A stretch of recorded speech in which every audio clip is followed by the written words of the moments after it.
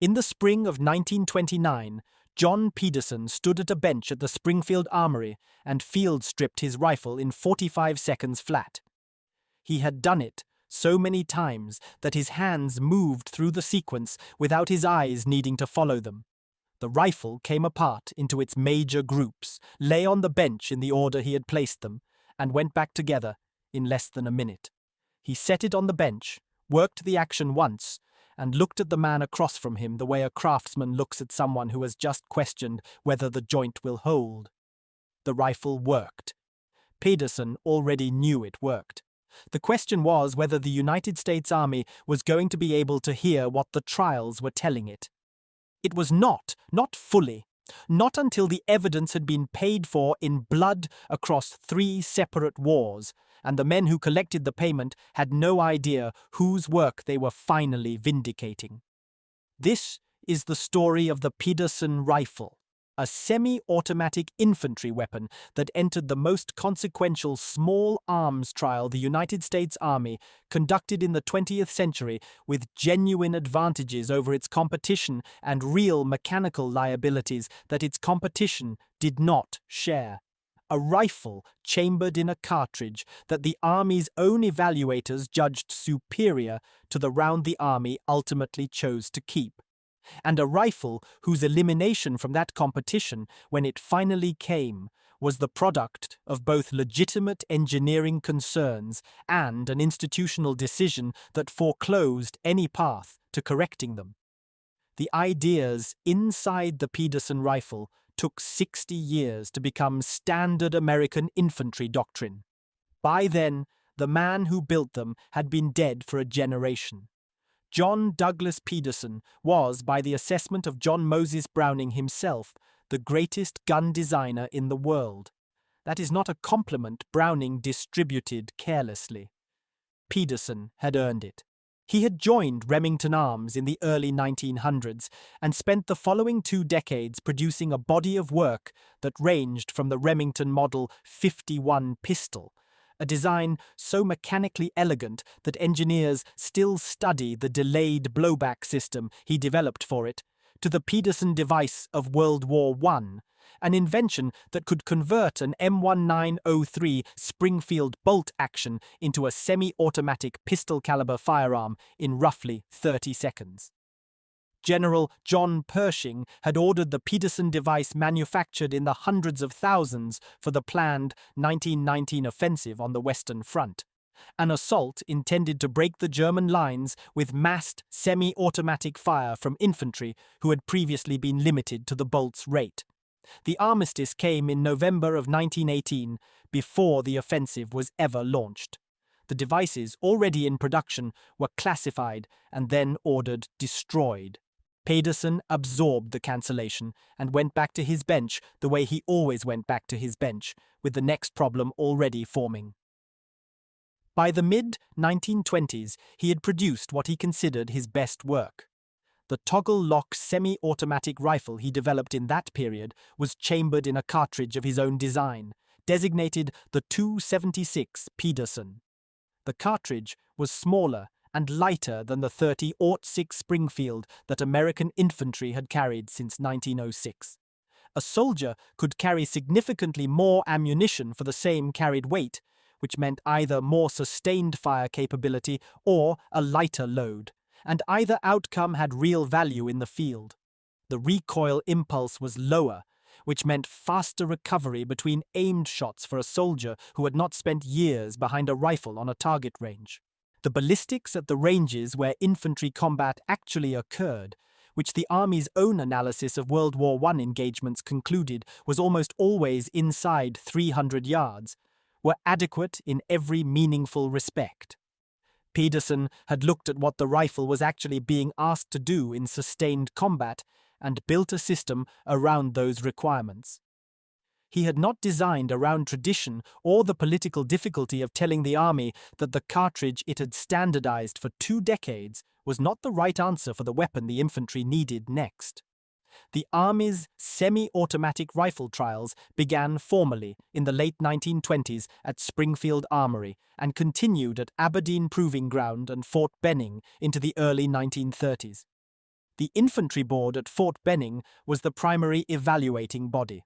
The competing designs included entries from John Garand, a Canadian-born designer working for the government at Springfield, and several others that did not survive the early stages. The Peterson rifle and the Garand were the two designs that remained serious contenders through the most demanding phases of evaluation. The infantry board ran the rifles through endurance tests, accuracy tests, mud and sand exposure tests, and cold weather function tests. The Peterson rifle fed from a 10-round N-block clip, 2 rounds more than the Garand's 8-round N-block, a modest but real capacity advantage. By most contemporary accounts, drawn from the trial board records that have entered the historical literature, the Peterson performed well in accuracy testing and showed competitive numbers in the early evaluation phases. The 2.76 cartridges' lower recoil gave it a practical advantage in rapid fire for the average soldier. On the cartridge question alone, the evidence from the trial board favored the 2.76 over the 30-06. What the toggle lock mechanism required, however, was lubrication. The action depended on a waxed cartridge case to cycle reliably across the full range of environmental conditions a fielded weapon would encounter. Peterson had engineered a system for wax coating the ammunition, and it functioned in the controlled conditions of the trials. But the infantry board officers evaluating the rifles understood what a waxed cartridge requirement meant for a weapon issued to soldiers operating in mud, rain, extreme cold, and dust. It meant a logistical dependency and a mechanical sensitivity that a simpler gas-operated system did not share. The Garand's gas operation was demonstrably more tolerant of the contamination that field conditions produce. That was not a theoretical concern. It was a documented performance difference that the men on the board took seriously and recorded in their reports. The Peterson rifle had real strengths and a real vulnerability, and both were visible in the trial data. The caliber question was the one that ended the competition.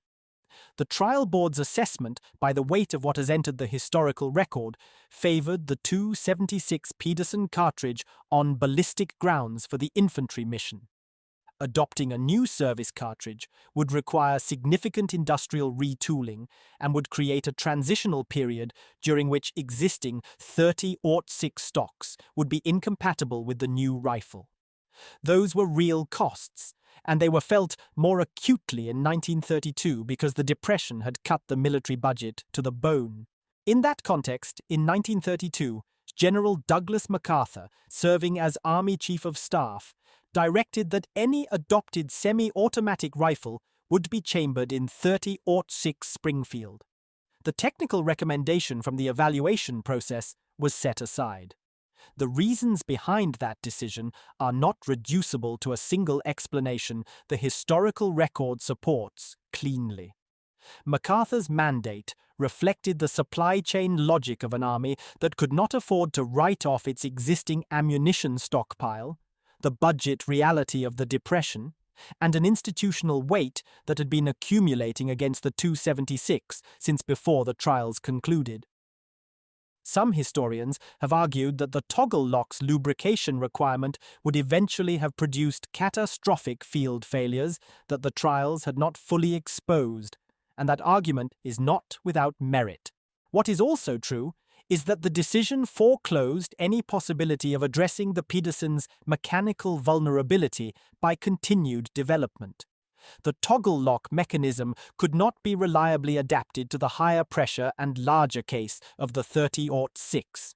The Peterson rifle had no path forward once the caliber was decided. Garand went back to his drawing board and redesigned his gas-operated action around the 30-06. That work, done with government resources at Springfield Armory over several years, produced the M1, adopted by the United States Army in 1936. John Pedersen didn't receive a government contract. He didn't receive compensation for the ideas embedded in his design or the years he had spent developing them. There was no formal acknowledgement from the army that the work had been meritorious, no consulting arrangement, no civilian advisory role attached to the development program that was going to carry someone else's rifle into production with government resources. He returned to Remington and continued designing. He had been doing the work because the work was what he did, and the army's decision, whatever its full weight of reasons, did not change what the work was.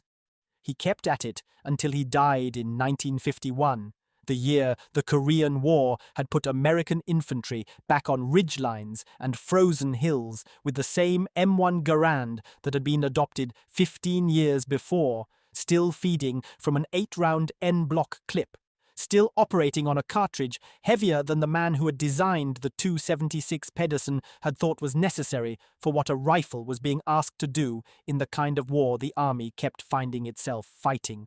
The M1 Garand was, in the context of the Second World War, a genuinely formidable rifle. General George Patton called it the greatest battle implement ever devised, and the assessment was not entirely wrong. Against the bolt-action rifles that most opposing infantry carried throughout the war, the semi-automatic capability gave American soldiers a rate of fire advantage that mattered at the squad level and that the army had been right to pursue. The rifle was reliable, powerful, and mechanically sound in the conditions it was asked to operate in. The gas-operated action that had distinguished it from the Peterson in trials performed as the infantry board had expected it would. What also performed as expected was the 8-round N-block clip. It loaded as a unit and ejected as a unit when the last round fired. The action could not be topped off.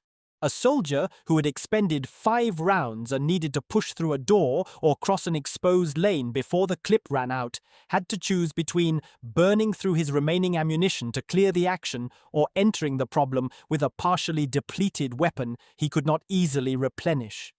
The distinctive metallic sound of the ejecting clip was audible in the field. Veterans of the Pacific Theater recorded in after-action accounts that enemy soldiers learned to recognize it as the moment an American rifleman was cycling a reload. Whether this became a systematic enemy tactic or remained an opportunistic observation, the historical record does not fully resolve. But the sound and the tactical exposure it created were real enough that soldiers mentioned it repeatedly, and officers put it in reports filed at multiple levels of the chain of command. The Peterson rifle's 10-round N-block would not have eliminated this problem. It would have deferred it by 2 rounds. A 10-round clip runs dry 2 rounds later than an 8-round clip, and 2 rounds matter at the margin of a firefight. But neither design gave a soldier the ability to top off a partial load, and neither eliminated the audible reload signal. The specific advantage the Peterson offered over the Garand in the feeding system was modest. It gave more rounds before the clip ejected, not a fundamentally different relationship between the soldier and his ammunition. The army understood this. The arguments for the Peterson that the trial board found compelling were the cartridge arguments, not the clip arguments, and it was the cartridge argument that MacArthur's directive cut off. The problem the army spent the next 2 decades trying to address was not the clip count, it was the cartridge. The .30-06 Springfield was a powerful and accurate round for the ranges that bolt-action rifle doctrine had been built around, but it was heavy. The logistics of supplying .30-06 ammunition to infantry in the Pacific and in Korea, at the rates that semi-automatic fire demanded, put real strain on supply chains that had been designed around the consumption rates of bolt-action weapons. The weight a soldier carried on his person limited how long he could sustain a firefight before he needed resupply that the terrain or the situation might not permit. The Army's own after-action analysis, accumulated across 2 wars and reviewed by the small arms development community in the late 1940s, kept returning to the same observation that Peterson's cartridge work had pointed toward in the 1920s. The average infantry engagement happened at ranges where a lighter round was adequate, and the weight savings from that lighter round had direct consequences for what an infantry soldier could carry and how long he could fight without a supply line reaching him. The M14, adopted in May of 1958 as the replacement for the M1 Garand, used a detachable 20-round box magazine that finally addressed the top-off problem neither en-bloc design had solved. A soldier could remove a partial magazine, retain it for later use, and seat a full one before entering a breach. That capability, absent from American infantry rifles since the Garand's adoption in 1936, had been a standard feature of the German Sturmgewehr 44 in World War II and was by 1958 recognized as a basic requirement for a modern infantry weapon. The M14 was chambered in the 7.62 by 51 mm NATO round, a shortened and modernized version of the 30-06, optimized for semi-automatic and select-fire weapons. The cartridge was still heavier than the 276 Peterson had been. The M14 itself was heavier than the requirement documents had specified, proved difficult to control on full automatic, and would be replaced within a decade by the M16 in a transition driven by the demands of jungle warfare in Southeast Asia, where the supply and weight problems of a full-power rifle cartridge in sustained combat at short ranges became impossible to argue away. Vietnam completed the argument. The M16, chambered in the 5.56 by 45 mm cartridge, was lighter than any previous standard infantry rifle the Army had fielded. The ammunition was lighter. A soldier could carry roughly twice as many rounds for the same weight as 30-06. The cartridge was adequate at the ranges where jungle combat occurred, and in the dense vegetation of Southeast Asia, those ranges were rarely beyond 100 yards, which was well within what an intermediate round could handle effectively. The logic of the intermediate cartridge, which Peterson had embedded in the 276 round in the 1920s and which the Army had rejected in 1932, was now the organizing principle of American infantry armament and of the alliance structure that followed the American lead. The institutional acknowledgement that Peterson had been right about the cartridge concept, right about ammunition weight as a driver of infantry effectiveness, came without his name attached to it. It came in procurement documents and requirement specifications written by men who had never heard of the 276 Peterson or the toggle lock rifle that had carried it into the trials at Fort Benning 4 decades before them. It came 40 years after his death and 60 years after the evidence had first been assembled in the reports of a trial board that had weighed the data and then watched the decision go elsewhere. The Peterson rifle itself survives in very small numbers. A handful of examples are held at the National Firearms Museum in Fairfax, Virginia, and in a small number of private collections. The men who own them tend to know exactly what they are holding and what it cost the design to be right at the wrong moment in the wrong institutional climate, with the wrong mechanical dependency built into its action. The rifle is not famous in the way the M1 Garand is famous. It does not have a place in the popular imagination of American military history, does not appear in the films, does not get handed down through families with stories attached to it. It is a semi-automatic rifle that entered a consequential competition with real strengths and a real mechanical vulnerability, chambered in a cartridge the Army's own evaluators found superior, built by a man that John Browning considered the finest designer alive. It lost. It lost for reasons that were not simple and not reducible to a single decision by a single man, and the loss settled into history without anyone declaring it a mistake. The M1 that was adopted in its place was a great rifle. It should be understood as one. The soldiers who carried it won a war with it, and that is not a small thing to set aside. What is also true is that the cartridge it was chambered in was heavier than it needed to be for the ranges at which most of the fighting happened, and the clip it fed from could not be topped off, and both of those facts accumulated costs across the years of combat that followed the adoption decision. The ideas that would eventually correct them had been sitting in a toggle-lock rifle at a bench at Springfield Armory in 1929, in the hands of a man who had already worked out what the infantry needed and was waiting for the institution to be ready to hear it. The institution took 60 years to get there. John Pedersen did not need 60 years to see it.